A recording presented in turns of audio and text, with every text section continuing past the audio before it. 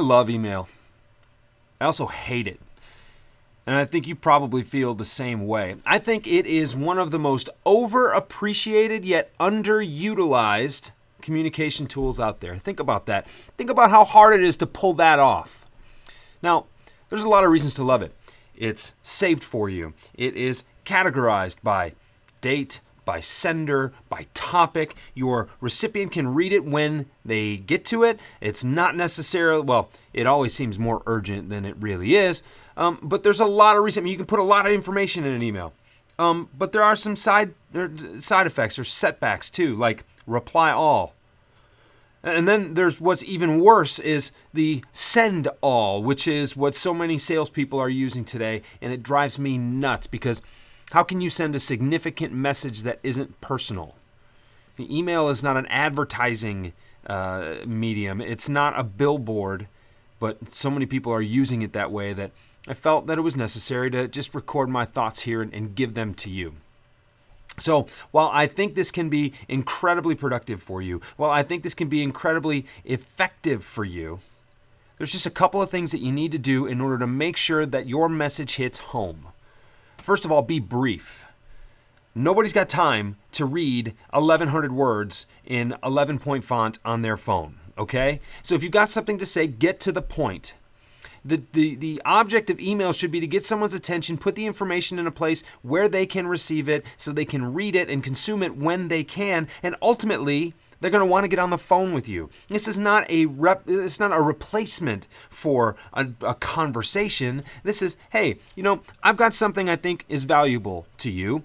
Here's an attachment because I want to make sure the body of this message is brief. So take a look at this at your convenience, but I'd really like to schedule a time to talk with you about it. That's a great prospecting email. There's a lot more detail that could go into it than that, but it just gets your point across. Be brief. If that means you have to use bullet points to do so, go right ahead. Because so many people have this TLDR kind of mentality today where if I see too much, I'm going to scan it. So make it easy for me to scan.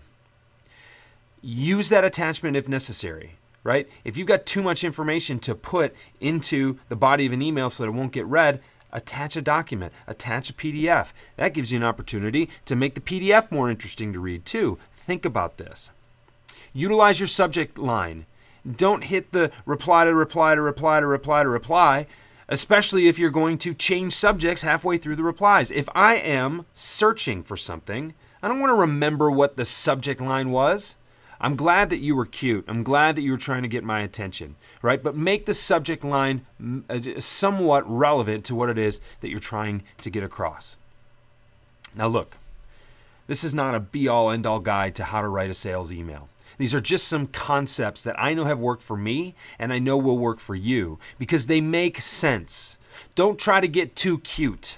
Just be brief, be relevant, be worth reading, and your prospects will look for your emails. Your customers will get excited to see your emails.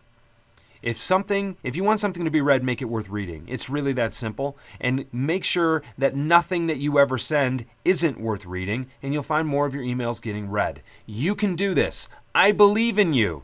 Think and get some results.